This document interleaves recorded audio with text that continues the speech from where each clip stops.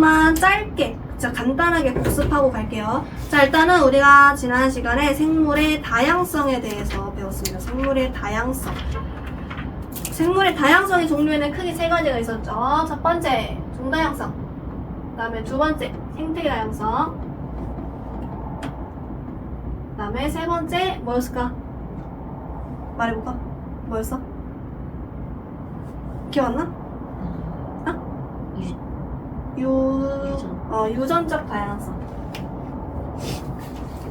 이렇게 총 3개가 있었고, 종다양성은 말 그대로 생물의 종류가 얼마나 많으냐를 말을 하는 거였는데, 그래서 생물의 종류가 한 환경에 생물의 종류가 많을수록 종다양성이 높은 거였고, 생태계 다양성은 말 그대로 환경을 의미했었는데, 그래서 환경이 많을수록 한 지역에 뭐 숲, 산, 강 이런 환경이 많을수록 생태계 다양성이 높고, 생태계 다양성이 높을수록 종다양성이 높다라는 것까지 했었고, 유전적 다양성은 왜 나타난다가 있었지? 부모로부터 물려받은 유전자가 다르기 때문에 유전적 다양성이 나타난다고 했는데, 자, 그러면 문제. 유전적 다양성이 높을수록 환경 변화에 어떻게 될까? 유전적 다양성이 높을수록 환경 변화에 어떻게 돼요? 잘 살아남아요? 아니면 잘 죽어요? 어떻게 돼요? 어떻게 돼요? 유전적 다양성이 높을수록 환경 변화에 기억 안 나? 잘 살아남지. 잘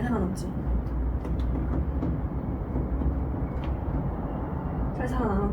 그래서 유전적 다양성이 높을수록 뭐 사람을 따지면 추위에 잘 타는 사람, 추위 약한 사람, 그것도 유전적 다양성이 나타나는 변화, 이제 다른 차이점인데, 추위 잘 타는 사람이 뭐 한겨울에 혹은 뭐 빙하기가 찾아와도 추위에 강한 사람이 빙하기가 찾아와도 잘 살아남겠죠. 이런 것처럼 유전적 다양성이 높을수록 환경 변화에 잘 살아남는다.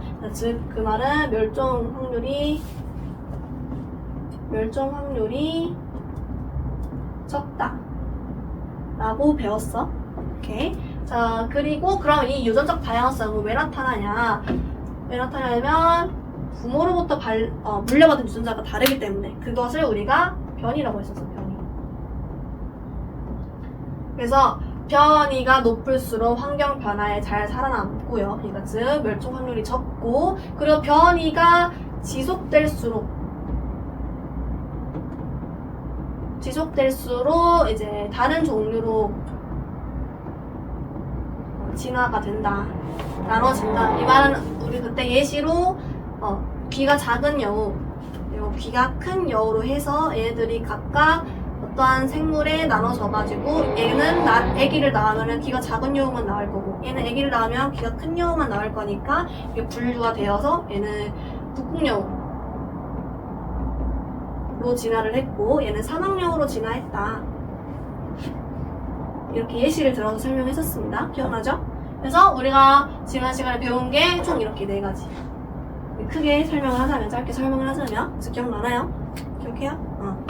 자, 그러면 우리가 그때 이제 종다양성, 전체적으로 종에 대해서 배웠는데, 그러면 그 종은 어떤 기준으로 분류하고, 그 분류의 기준의 특징이 무엇인지에 대해서 오늘 배울 거예요. 자, 우리 47쪽에 보면은 생물의 분류라고 해서, 생물의 분류는 어떠한 다양한 생물을 어떤 기준에 따라 비슷한 것끼리 무리지어 나누는 거, 이게 분류잖아. 무리지어 나누는 게 분류인데, 그걸 이제 생물에 적용을 해보는 거야. 그래서 생물 분류의 기준에는 이제 크게 인위 분류랑 자연 분류가 있어. 근데 인위 분류는 말 그대로 인간이 인위적으로 분류를 하는 건데, 우리가 뭐 동물원에 갈 때 있는 동물원에 있는 동물이랑, 그리고 뭐 이 아쿠아리움 같은 수족관에 갔을 때 있는 동물은 다르지. 그래서 우리 인간의 쓸모에 따라서 분류하는 거, 동물원에는 이 동물이 있고 아쿠아리움에는 이 동물이 있고 이렇게 분류하는 게 다르죠. 그리고 또 식물에는 굉장히 다양한 게 있는데, 우리가 또 인위에 따라서 먹을 수 있는 식물, 먹을 수 없는 식물, 이렇게 분류를 할 수 있겠죠. 그래서 인간의 쓸모에 따라서 분류하는 거. 자, 여기 보면은 인의 분류 1번에서 사람의 이용 목적 등과 같은 사람이 정한 인위적인 기준에 따라서 그냥 우리가 알아서 마음대로 정하는 거야. 그게 인의 분류인데 이거로 분류하면은 이 사람이 분류한 거랑 저 사람이 분류한 거랑 좀 다르겠지. 정확한 분류 기준이 없는 거잖아. 그래서 이제 과학자들이 자연 분류, 자연에서 이제 우리가 태어난 기준, 태어난 특징, 그거에 따라서 그 생물이 갖고 있는 고유한 특징으로 분류를 하는 게 자연 분류인데, 이거 보면은 생물의 겉모습이나 혹은 그 안에 있는 뭐 세포의 구조, 이런 구조, 그리고 그들이 영양분을 얻는 방법, 그리고 번식하는 방법도 뭐 생물마다 다 다르잖아. 그 번식하는 방법, 그리고 발생 과정, 뭐 유전적 특성에 따라서 생물을 분류를 합니다. 근데 이제 분류하는 기준이 이제 크게 뒤에 나오는데, 분류하는 기준이 핵이 있냐 없냐, 그래서 다른 말로 핵막이 있냐 없냐, 그리고 세포의 수, 이 말은 무슨 말이냐? 그 생물이 갖고 있는 세포의 수, 단세포 생물이냐, 다세포 생물이냐. 단세포 생물은 뭐야? 세포가 한 개. 다세포 생물은 세포가 여러 개. 그치? 세포 수의 여부, 그리고 세포 벽이 있는지 없는지 여부, 그리고 과업성을 하는지 안 하는지에 대한 여부, 그리고 마지막 기관이 있는지 없는지에 대한 여부. 우리 기관은 세포할 때 배웠을 텐데, 자, 기관, 그 다음에 이렇게 네 가지 있었는데 기억해 혹시? 기관 다음에 개체가 있었고, 기관 전에 뭐가 있었을까? 기억해요? 기관 전에는 힌트. 조직. 그치. 조직이 있었고, 그 다음에 앞에는 그치, 세포 이렇게 있었어. 그래서 세포가 모이면 조직, 조직이 모이면 기관, 기관들이 모이면 하나의 개체가 된다 라고 세포 배울 때 배웠을 거고, 그래서 이러한 기관이 있느냐 없느냐로 이제 구분을 할 수 있다. 그래서 이거에 따라서 분류를 할 수 있는데, 그거는 이제 쉬고 나서 할게요. 쉬고 나서 뒤에는 생물의 5개로 이제 분류를 할 수 있어. 이거 5가지로. 그래서 일단 쉬고 나서 이어서 하겠습니다.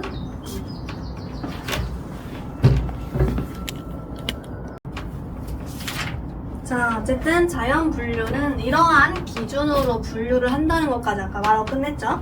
자, 그래서 그 뒤에 이제 48조, 피기 전에 47조부터 있어요. 47조 이제 자연 분류 예시로 이제 나와 있는데, 그러니까 광합성을 하지 않거나 하는 생물, 아까 광합성을 융으로 이제 분류를 할 수 있다 했지? 어쨌든 광합성을 하거나 하지 않는 생물로, 옆에 보면은 뭐 말, 토끼, 닭, 바다거북은 광합성을 하지 않는 생물, 그 다음에 각종 식물들은 뭐 광합성을 하는 식물로 이렇게 분류를 해놓고, 또 거기서도 알을 낳는 동물, 알을 낳지 않고 뭐 새끼를 낳는 동물, 이런 식으로 이제 분류를 한다.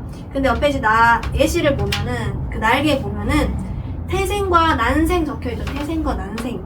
태생이 뭐냐면 우리 사람처럼 뭐 알이 아닌 자손을 낳을 때 바로 새끼를 낳아버리는 동물을 태생동물이라고 하고, 그리고 닭처럼 알을 낳아서 알에서 부화하는 형태로 낳는 거를 이제 자생이라고 하거든. 그래서 이러한 기준, 새끼를 낳는 방법으로도 이렇게 분류를 할 수 있다. 그래서 태생과 난생 이렇게 예시가 나와 있었습니다. 이제 뒤에 들어가면은 우리 거기에 나와 있는 형광펜에 어떤 생물 분류 체계는 어떤 기준으로 무리지어 단계적으로 정리한 것인데, 분류 단위 종속, 과목, 강문계 이거 외워야 됩니다. 종속, 과목, 강문계. 이거는 어디 뭐 줄임말이 아니라 말 그대로 그냥 종은 종, 속은 속, 과는 과 이거인데 한 글자들이란 말이야. 근데 이게 뭐냐면 일단 무조건 종, 속, 과, 목, 강, 문, 계. 이거는 무조건 외우고 있어야 돼요. 지금 속으로 하든 아니면 지금 말로 세 번 외웁시다. 종속, 과목, 강문계, 종속, 과목, 강문계, 종속, 과목, 강문계. 이거 외우고 있어야 돼요. 자, 이게 뭐냐면, 자, 종은, 뭐, 예를 들어, 거기는 이제 고양이 거로 나와 있으니까, 예시로 고양이 거가 나와 있죠? 고양이 종. 고양이 종은 말 그대로 고양이란 한 종을 말을 하는데 그 고양이 한 종에서도 우리 고양이도 되게 여러 가지가 있어. 우리 집에서 보는 그냥 집에서 살고 있는 동물이나 집에 살고 있는 고양이나 혹은 길고양이 이거를 이제 하나의 그냥 일반 고양이로 해볼게. 근데 원래 사람이 생기기 전에는 고양이는 원래 야생동물이었을 거 아니야, 그치? 우리가 이제 야생동물을 고양이 귀엽네? 내가 키워야겠어 하고 이제 키워서 이제 안전한 고양이로 자라는 건데 원래 야생 고양이 굉장히 사나워. 야생 고양이 굉장히 사납거든? 그래서 뭐 정글 속에 사는 고양이 뭐 이런 종이 여러 가지가 있어. 그래서 그런 종들이 모인 거 그게 바로 속. 그래서 종이 여러 개가 모인 거. 종이 여러 개가 모인 게 속이야. 근데 다 고양이 종. 고양이 종들이 모인 게 속인 거고 고양이 종 말고도 우리 고양이과라고 해서 호랑이 있잖아. 호랑이도 고양이과에 속하죠. 고양이. 그래서 뭐 호랑이 같이 고양이랑 비슷한 특징을 갖고 있는 것도 포함시키는 거. 그게 이제 과. 그 다음에 뭐 고양이랑 전혀 상관없지만 거기 예시에도 호랑이 말고 곰, 호랑이, 그 다음에 고양이 소, 종 두 개지, 종 여러 가지. 그리고 다 포함한 게 목. 그다음에 이런 다른 특징들을 갖고 있는 게 모인 게 강, 그다음에 문, 개. 그래서 종속, 과목, 강문, 개 쪽으로 갈수록 더 많은 종이 있겠죠. 그래서 이거 지우고 다시 적어보면 정리를 해보면 종에서 개로 갈수록 종수는 어떻게 될까? 종수는 많아져요. 반대로 자 그리고 개에서 종으로 갈수록 유연관계라는 게 있는데 유연관계는 뭐냐? 유연관계는 어떠한 두 종이 있는데 그 두 종이랑 그러니까 A랑 B 중에 이제 그들의 공통점이 있을 거 아니야. 공통점도 있고 차이점도 있겠지. 공통점이 많을수록 유연관계가 높다라고 말을 하거든. 자 그러면 개로 갈수록 더 많은 종류, 더 많은 다른 종류들이 생길 테니까 이로 갈수록 유연관계는 낮겠지. 더 많은 공통점을 갖지 못하기 때문에. 근데 종으로 갈수록 유연관계가 어떻게 될까?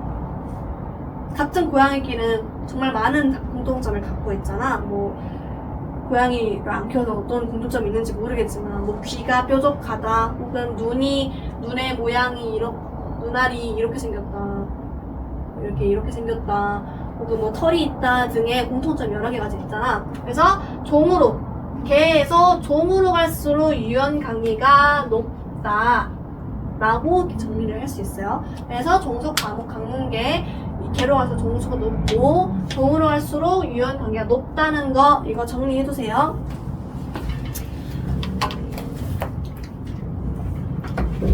자 어쨌든 거기에 이제 같은 분류 단위에 함께 속해 있을수록 생물 사이의 유연관계가 가깝다. 아까 종으로 갈수록 유연관계가 높은 거 이해됐죠?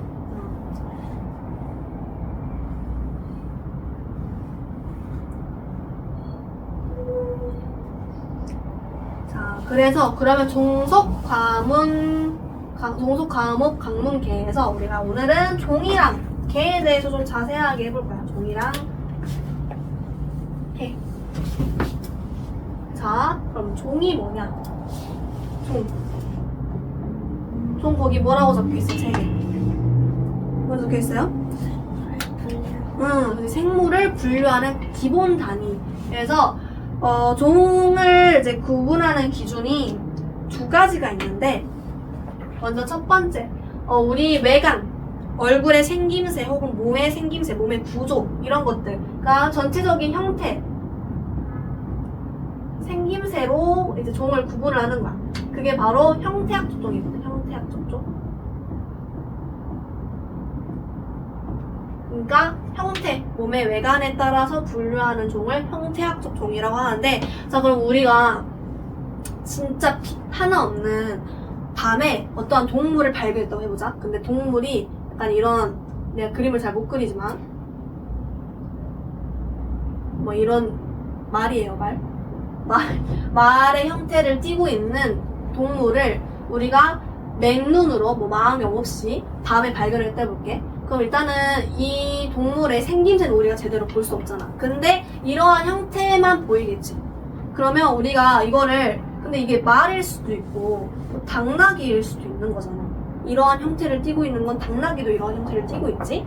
근데 그러면 우리가 이 형태학적 종으로 봤을 때 그러면 말이랑 당나귀는 같은 종이겠네? 라고 분류를 할 수 있단 말이야.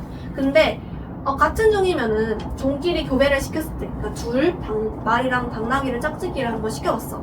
말이랑 당나귀를 짝짓기를 한번 시켜봤는데 그래서 말이랑 당나귀를 짝짓기를 시켜봤는데 얘가 이제 사람이 이제 노새라는 이름을 지었거든? 짝짓기에서 나오는 자식을 노새라고 이름을 지었는데 노새가 태어났단 말이야. 근데 이 노새는 뭐가 없냐면 이 노새는 번식 능력이 없어.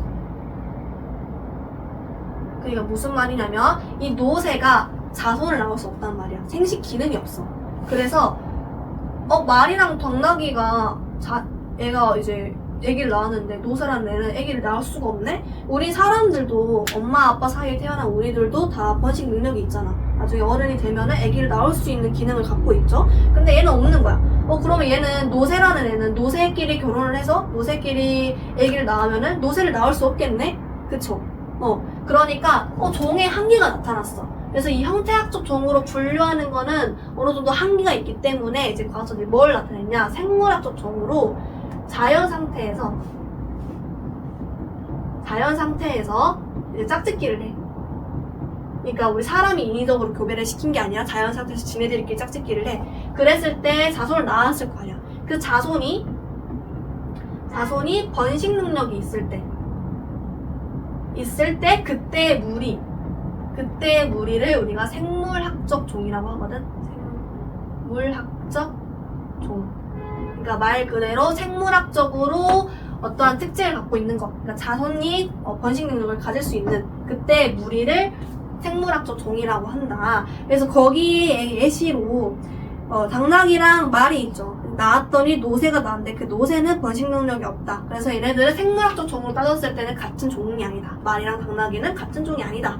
라고 구분을 할 수 있고, 반대로 개를 봤을 때 진돗개랑 풍산개를 이제 교배를 시켰더니 자손 능력, 번식 능력이 있는 어떠한 개가 태어났어요. 그래서 진돗개랑 풍산개는 같은 종이구나. 이렇게 생물학적 종으로 구분을 할 수 있습니다.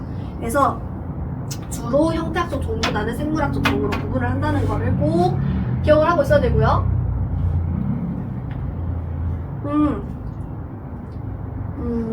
오케이. 그래서 이 생물학적 종을 분류하는 게 옆에 나와 있는 49쪽에 나와 있는 생물의 5개. 그래서 개로 넘어갈 겁니다. 종을 또 어떻게 분류하냐? 이제 개로 넘어갈 건데, 개. 그래서 개. 그래서 이 5가지로 분류를 할 거예요. 오케이? 그러면 거기 나와 있는 대로 먼저 적으면 핵 생물계, 그 다음에 생물계, 그 다음에 식물계, 그 다음에 나와 있는 게 균계일 텐데 편의상 내가 동물계부터 먼저 할게. 동물계, 그 다음에 균계, 이렇게 5가지로 분류를 할 수 있거든요. 크게. 자, 일단은 핵부터 보자. 핵부터 분류를 하면은 우리 세포에서 동물 세포는 뭐 이렇게 해서 여기 핵이 있고, 그 다음에 식물 세포도 뭐 이렇게 있으면 여기 핵이 있다고 배웠잖아. 근데 이 원핵 생물은 핵이 없어. 핵이 없어. 이 가운데 이 핵이 없어. 근데 우리 핵의 역할이 뭐였어? 여기 안에 유전물질을 저장하는 게 핵의 역할이었잖아. 그치? 기억나요? 그래서 뭐 DNA 같은 거를 여기에 저장을 해놓는 게 핵의 역할이었는데, 그러면 핵이 없는 원핵 세포, 그러니까 지금 이 핵이 없는 거지? 핵이 없어. 그러면 원래 핵에 있던 유전물질 DNA들이 옆에 여기 세포질에 퍼지게 돼. 이렇게 세포질에 DNA들이 이렇게 퍼지게 됩니다. 그래서 이게 원핵 세포, 이러한 특징을 갖는 게 원핵 세포인데, 그 원핵 세포로 이루어져 있는 게 원핵 생물계예요. 그래서 다시 구분을 하면은, 자, 핵이, 그러니까 핵 혹은 핵막이 없냐, 있냐로 분류를 해볼게. 자, 일단은 핵이 없어. 그 말은 지금 보통 핵이 있을수록 생물이 좀 더 진한 세포일 거 아니야. 그치? 핵막이 없어. 그리고 원시인, 그리고 뭐 원시인도 원이를 쓰잖아. 태초의 사람. 이렇게 해서 원시인 쓰잖아. 이것도 비슷한 맥락이야. 원핵 세포도 태초의 핵이라 해서 원핵 세포인데, 그래서 원핵 생물계가 여기 해당하고, 자, 일단 원핵 세포를 갖고 있어요. 원핵 세포. 핵이 없다 해서 원핵 세포이고, 그리고 이제 외우는 팁 주자면, 아까 뭐 원시인의 핵이다 해서 원핵 생물계라고 하거나, 혹은 나는 핵을 원해요 이래서 원핵 해가지고 원핵 세포 이렇게 외워도 상관이 없어요. 그 다음에 핵막이 있는 세포를, 이런 아까 동물 세포, 식물 세포처럼 이렇게 핵이 있는 세포, 이런 것들을 우리가 진핵 세포라고 해요. 진핵 세포. 오케이. 그래서 핵막이 있는 세포를 진핵세포라고 하는데, 원핵 생물계를 제외하고 나머지 원생, 식물, 동물, 균계는 다 이거 갖고 있어요.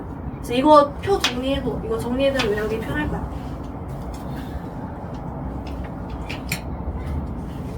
자, 그래서 이렇게 원핵 세포만 핵이 없고 나머지는 다 핵을 갖고 있어요.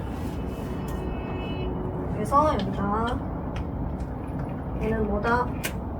기준으로 표를 먼저 그립시다. 왼쪽 위에 뭐가 있어요? 어떤 거? 이거? 네. 개.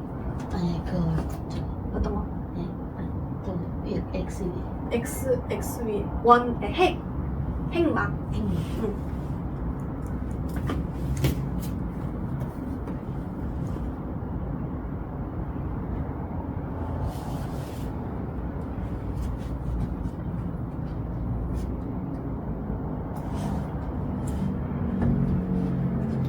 저 가운데 거는 뭐였어요? 이거요? 세포벽.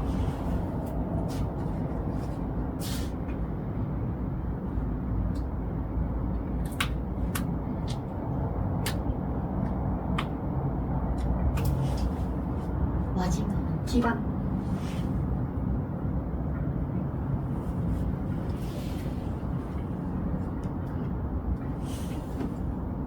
원핵, 원생, 식물, 동물, 규생.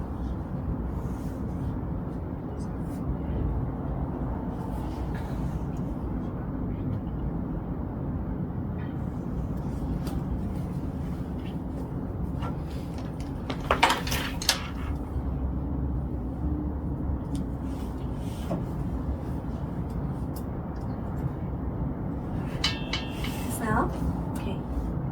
자, 어쨌든 자 그러면 원핵 세포는 핵이 없고, 그다음에 여기서부터 여기는 지금 원핵 세포인 거고, 여기는 지금 진핵 세포예요. 진핵 세포.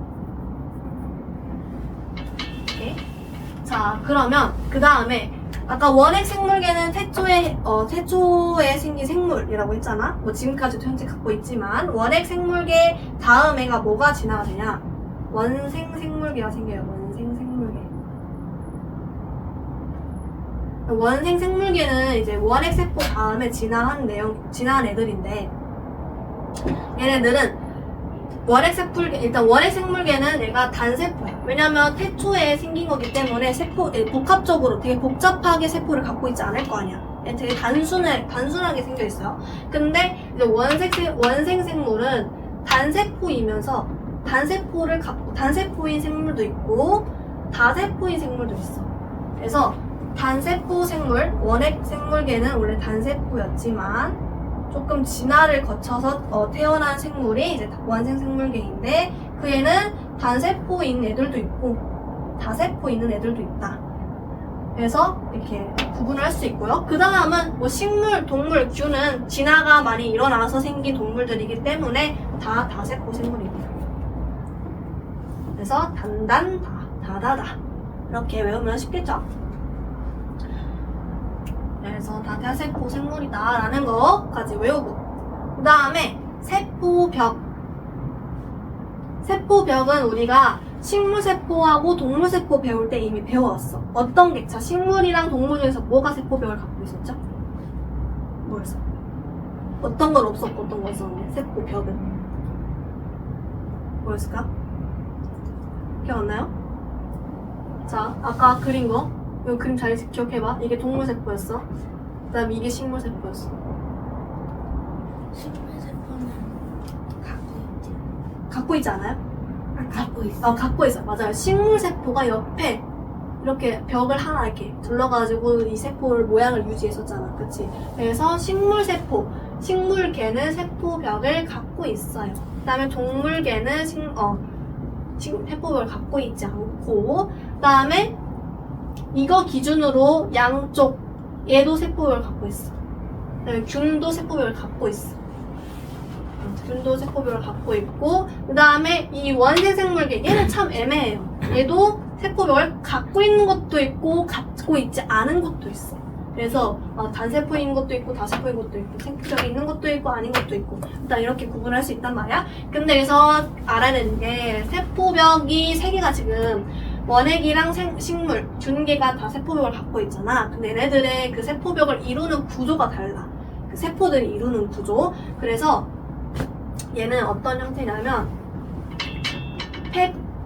글씨 작아서 안 보이니? 좀 크게 넣어줄게. 왜요? 이것도 얘는 펩, 티, 도, 글, 리, 칸이라는 되게 혀 꼬이는 듯한 이름의 세포벽의 구조를 갖고 있고요. 펩티도, 글리칸.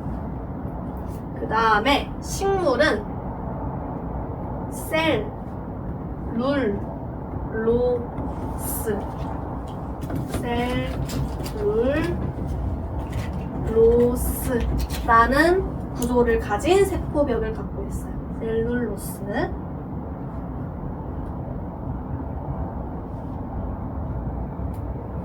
그 다음에 균계는 얘는 그나마 이름이 괜찮아. 키틴이라는 구조를 가진 세포벽을 갖고 있습니다.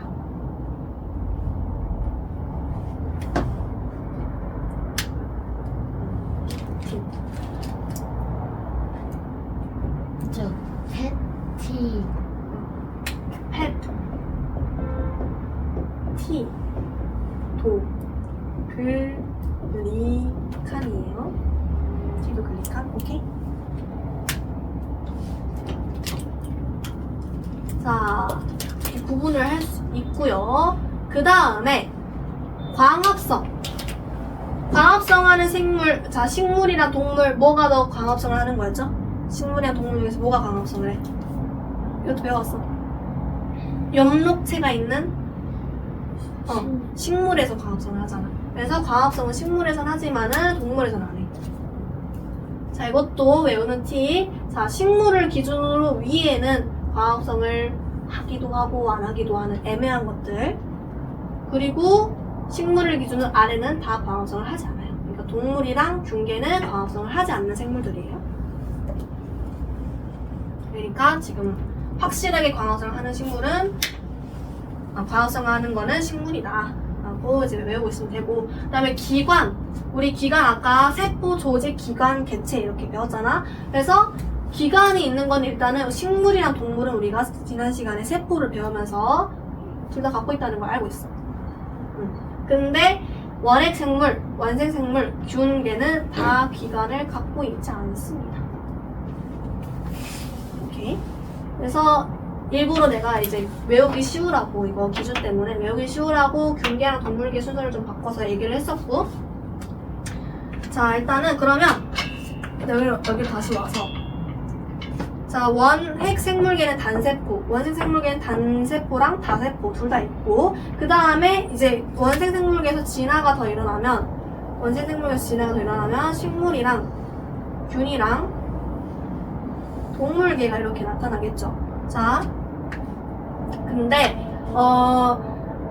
식물계랑 균계랑 동물계는 확실한 자기네들의 주장이 있어. 있고 없고가 확실하단 말이야. 근데 원생생물계는 뭐 단세포일 수도 있고 다세포일 수도 있고 광합성을 할 수도 있고 안 할 수도 있고 세포벽이 있을 수도 있고 없을 수도 있고 애매하단 말이야. 그래서 근데 얘네들은 근데 원생 생물계도 일단은 진핵세포에 해당해. 그러니까 식물계, 동물계, 균계를 제외한 나머지 진핵세포는 원생 생물계다라고 구분을 합니다. 오케이. 그래서 이제 그런 식으로 원생 생물계는 구분을 할 수 있어요. 그러면 이제 자세한 특징들을 책을 읽어가면서 한번 정리를 한번 해볼게. 자, 49쪽에 이제 원핵 생물계, 핵막이 없는 원핵 세포로 이루어져 있다. 아까 얘기했던 건데 여기에 지금 책에는 아까 그 말이었거든. 그래서 원핵 세포는 세포 질의 유전 물질이 있다. 그거 적어줄래? 거기 핵막이 없는 원핵 세포로 이루어져 있다. 거기 위에다가 유전 물질은 세포질에 분포되어 있다. 유전 물질은 세포질에 분포되어 있다. 어딘지 못 발견했어? 49쪽에 원핵 생물계 특징에서 형광펜 써져 있죠. 거기에다가 유전 물질은 세포질에 퍼져 있다. 유전 물질은 세포질에 퍼져 있다. 그리고 이제 최초의 생물이기 때문에 복잡하지 않아요. 그래서 세포의 수가 단 한 개, 단세포 생물로 이루어져 있고 세포에 세포벽이 있습니다. 그래서 거기에도 식물세포와 달리 펩티도글리칸 성분으로 이루어져 있다라고 책에 적혀있지. 대부분 광합성을 하지 않으며 근데 일부는 광합성을 할 수 있다. 그래서 선생님이 세모 표시해놨어. 세모 표시. 오케이. 그리고 주로 거기 보면은 이제 얘는 분열법으로 번식을 하거든. 근데 분열법이 뭐냐면 세포가 이렇게 있어. 얘 세포가 있어. 근데 여기서 얘에서 갑자기 막 혹 같은 게 나. 혹 같은 게. 이 혹이 점점 커지는 거야. 점점 이렇게 커져. 이렇게 커져. 점점 커지다가 얘가 얘 크기랑 비슷하게 됐을 때 그때 이 가운데가 똑 하고 떼지면서 세포 두 개가 됩니다. 그래서 세포 하나에서 세포 두 개로 분열이 되는 거. 그게 바로 분열법이야. 그래서 원핵 생물계는 이러한 방법으로 자손을 번식을 한다. 그래서 분열법으로 번식을 한다. 라는 거. 그래서 분열법 이해됐어요? 이해됐어요. 자, 그래서 이제 원핵 생물계의 예시로 다 무슨 균, 대장균, 폐렴균, 젖산균, 남세균, 그래서 다 뭐뭐균, 그래서 뭐뭐균으로 끝나는 거, 땡땡균으로 끝나는 것들은 다 원핵 생물계다라고 생각하면 쉬워요. 오케이. 그래서 이제 나중에 배울 텐데 남세균이라는 거는 나중에 지구과학에서도 굉장히 중요하게 다뤄지는 것 중에 하나거든. 이게 뭐냐면 이 남세균은 태초의 생물이야. 어떤 생물? 과합성을 하는. 그러니까 우리 과합성을 하면은 산소가 나오잖아. 산소가 나오죠? 잠깐만 이거 모르겠구나. 산소가 나와요. 산소가 나오는데 이 산소가 우리 지구에 태초부터 많이 분포했던 게 아니라 과합성하는 생물이 등장한 후로부터 이 산소가 우리 지구에 많이 분포하기 시작한 거거든. 그래서 그 과합성을 태초로 하게 된 생물이 뭐냐? 남세균이다 라고 정도만 그냥 가볍게 기억하고 있으면 될 것 같고요.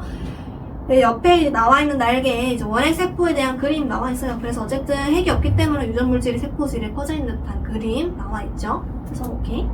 그다음에 원생 생물계부터는 세포에 핵이 있는 진핵 세포이고, 그리고 진핵 생물 중에서 아까도 말했듯이 생물, 동물, 균계를 포함하지 않는 그 나머지를 다 원생 생물계라고 한다. 그다음에 대부분 단세포 생물이며 다세포 생물도 있고 세포벽이 있거나 없다. 그리고 과합성을 하며 스스로 영양분을 만드는 것도 있으며 주고 생물을 분해하여 영양분을 얻는 것도 있다. 그러니까 지금 자 거기 보면은 다른 생물을 잡아먹어 영양분을 얻는 것. 자 우리 동물세포, 식물세포 배울 때 생산자 그리고 소비자 배웠을 거야. 대부분의 식물은 생산자예요. 과합성을 통해서 영양분을 만들어내고 그 영양분을 대기로 분출을 하기 때문에, 그리고 사람이든 동물이든 그 식물을 먹고 영양분을 섭취하기 때문에 대부분의 식물은 생산자입니다. 그리고 대부분의 동물은 소비자예요. 오케이? 그래서 거기에 이제 원생 생물계 4번에 다른 생물을 잡아먹어 영양분을 얻는 것도 있다. 이건 지금 소비자를 말을 하는 거고, 소비자. 소비자. 그 다음에 과합성을 하여 스스로 영양분을 만드는 것도 있으며 생산자. 그리고 마지막 죽은 생물을 분해하여 영양분을 얻는 것도 있다. 이거는 이제 마지막 분해자입니다. 분해자. 죽은 생물, 사체들을 분해해서 영양분을 얻는 것도 있습니다. 이제 분해자인데 어쨌든 원생생물계는 생산자, 소비자, 분해자도 있다. 자, 이걸로 유추할 수 있는 게, 자, 일단 식물은, 이거는 뭐 굳이 적을 필요 없어요. 식물은 생산자, 이거 동물은 소비자라고 배웠잖아. 그치? 그러면 생산자, 소비자, 그럼 나머지 분해자는 어디 나가겠어? 그래서 여기 분해자 이다. 원생생물계는 얘네들을 제외한 나머지 것들인 거니까 어쨌든 균은 분해자라는 것을 이제 쉽게 유추할 수 있었습니다. 그리고 얘도 번식이 분열법으로 하는 것도 있고 포자로 번식하는 것도 있다 라고 나와 있는데, 자, 포자가 뭐냐면, 일단은 포자, 이렇게 식물이 있어. 식물이 이렇게 있으면 가끔 이제 산에 올라가다 보면은 발견할 수도 있거든. 이렇게 식물이 이렇게 있으면 이 이파리에 되게 징그럽게 동그라미들이, 뭐 갈색 동그라미 이런 것들이 이렇게 붙어 있단 말이야. 동그라미가 엄청 이렇게 여러 개가 붙어 있어. 이런 게 다 포자거든. 그러니까 얘네들이 번식할 때가 되면 이 포자들이 날아가지고 땅에 이렇게 들어가면 여기서 싹을 피우게 된단 말이야. 그래서 이런 걸 이제 포자 번식이라고 하는데, 그래서 원생생물계는 포자로도 번식을 할 수 있다라는 거. 그래서 여기는 이제 대표적으로 앞에 있는 3개 정도는 외워갑시다. 아메바, 유글레나 집신벌레. 이거는 이제 외우고 가면 좋을 것 같아요. 아메바, 유글레나 집신벌레. 그래서 옆에 있는 날개에도 진핵세포의 특징, 핵이 있는 거. 아, 진핵세포이다. 오케이. 그 다음에 식물계 옆에 이제 페이지 넘겨서 50페이지 보면은, 식물계는 핵막이 있는 진핵세포이고 다세포 생물이며 세포에 셀룰로스 성분이 있다. 그 다음에 스스로 영양분을 만드는 생산자 역할이면서, 그리고 대부분 뿌리, 줄기, 잎과 같은 기관이 발달되어 있다. 기관. 그 다음에 일부는 포자로 번식하고 일부는 씨로 번식한다 해가지고 이제 식물의 종류가 크게 또 3가지로 나눠지거든요. 식물의 종류. 일단은 기준이 3개인데 관따발이 없고, 관따발이 뭐였어? 우리 식물 세포 할 때 뭐 물관, 체관 해가지고, 물관은 물이 이동하는 통로, 체관은 우리가 식물이 얻어진 영양분을 이동시키는 통로, 이렇게 있었잖아. 그래서 그 물관이랑 체관이 모이면 관따발이 되는데, 이 관따발이 없고, 그 다음에 포자로 번식하는 거. 포자 번식하는 애들을 우리가 선태식물이라고 합니다. 선태식물. 이렇게 대표적인 예시로 일단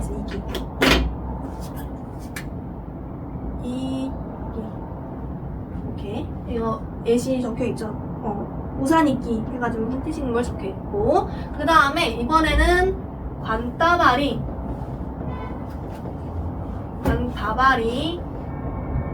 있어요. 근데 얘도 마찬가지로 포자로 번식해. 얘는 양치식물이에요. 양치식물. 그래서 얘도 대표적인 예시가 고사리.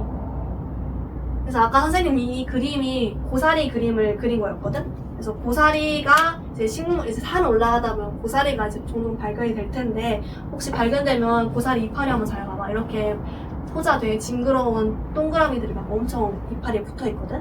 이파리가 붙어 있던 이 포자가 이제 번식할 때가 되면은 딱 나와가지고 흙에 묻어서 이제 씨앗을 분화시켜가지고 이렇게 식물을 자라게 한다. 어쨌든 양치식물과 선태식물의 대표적인 예시가 이끼랑 고사리. 이것도 시험에 잘 나오니까 이거는 외우고 있으면 좋을 것 같아요. 이끼랑 고사리. 그 다음에 이제 우리가 흔히 알고 있는 식물은 씨로 많이 번식하잖아. 그래서 씨로 번식하는 거. 씨로 번식하는 게 이게 종자식물입니다. 종자식물. 근데 이 종자식물도 분류할 수 있어요.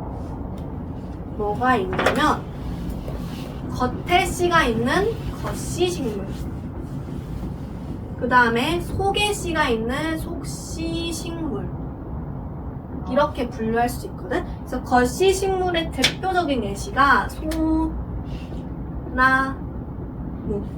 소나무 보면은 겉에 솔방울들 있잖아. 그게 열매가 아니라 씨야, 씨. 그래서 솔방울들의 이제 소나무처럼 겉에 열려있는 열매처럼 씨가 있는 거. 네, 그거 이제 거시식물의 대표적인 예시가 소나무이고, 그리고 속시식물의 대표적인 예시가 우리가 흔히 접하는 과일 같은 거 있잖아. 과일 안에 씨가 있잖아. 그치? 이런 것처럼 복숭아, 사과, 배같이 안에 씨가 있는 거, 그걸 바로 속시식물이랍니다. 그래서 그 과일 요들 이런 것들이 이제 속시식물에 해당한다 라는 거 정도만 알고 있으면 이제 식물의 종류 이렇게 세 가지가 있다는 거를 기억하고 있으면 좋을 것 같아요. 그 다음에 균계. 균계하기 전에 먼저 동물계부터 합시다. 동물계 오른쪽 51페이지 동물계에 보면은 핵막이 있는 진핵세포가 이루어져 있다. 그리고 세포벽이 없다. 다세포 생물이고 기관 발달되어 있다. 그 다음에 다른 생물을 먹이로 섭취하는 소비자 역할.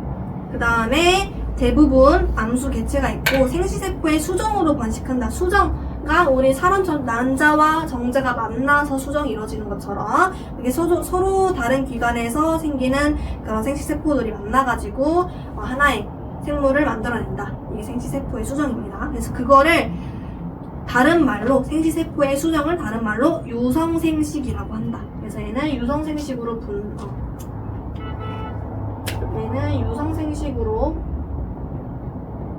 번식한다는 거 이것도 꼭 알고 있어야 돼요. 유성생식.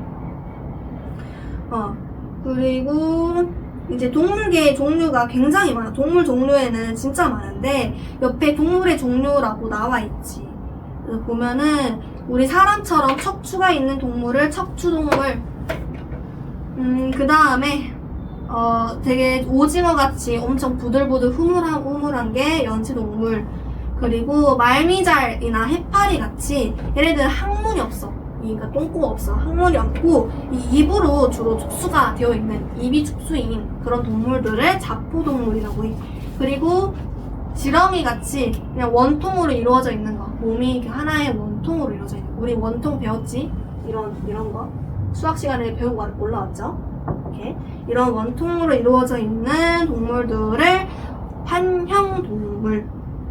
그래서 이런 것들이 있다 정도만을 가볍게 알고 있으면 좋을 것 같아요. 그 다음에 이제 마지막 균계. 균계는 진핵세포가 이루어져 있고 진핵세포로 다세포이고 그 다음에 세포벽이 있어. 근데 광합성도 안 하고 기관도 없어. 근데 얘는 이제 아까 말한 분해자 역할을 한다는 게 이게 균계의 4번 특징에 영양분을 흡수함으로 생물의 사체나 배설물을 분해해서, 그러니까 우리가 사람이랑 식물들이 자기 똥만 싸면 우리의 지구는 이미 똥으로만 가득했을 거 아니야. 이 똥이나 혹은 식물의 사체, 동물의 사체들을 분해해서 다시 자연 상태로 되돌리는 역할을 하는 게 균계들이에요. 그래서 분해자 역할을 한다는 거 꼭 체크해주세요. 분해자 역할을 하고, 그다음에 대부분 포자건식, 얘도 포자건식을 하면서, 그다음에 얘는 새로운 키워드. 얘는 출합법으로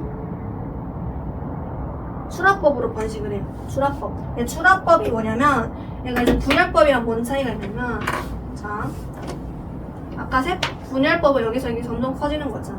근데 이번에는 출합법은 세포가 이렇게 있으면 얘가 막 갑자기 후물후물거려. 갑자기 후물후물거리면서 원래는 원이었지만 이쁜 원세포였지만은 얘가 후물후물거리면서 점점 이 가운데가 눌려.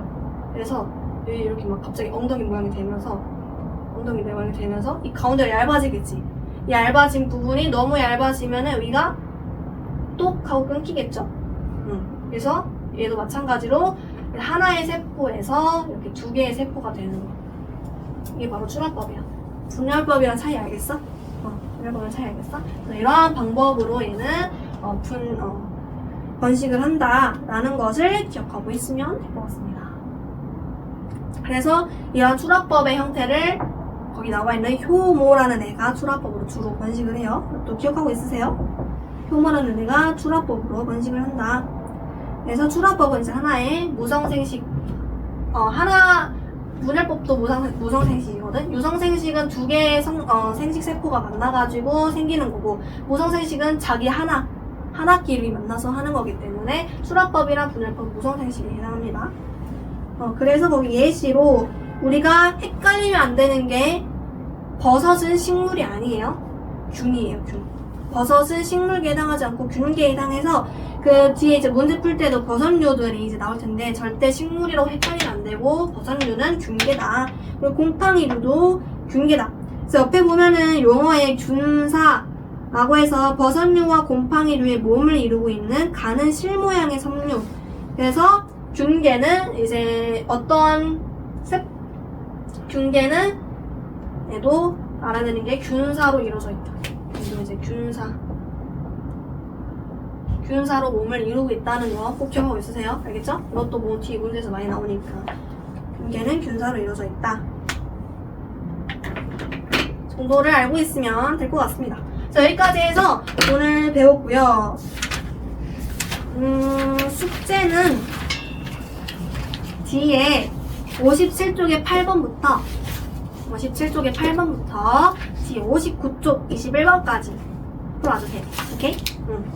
그러면 오늘 여기까지 하고, 오늘 너무 수고 많았고, 오늘 여기까지 할게요. 이제 짐 싸고 집에 갑시다.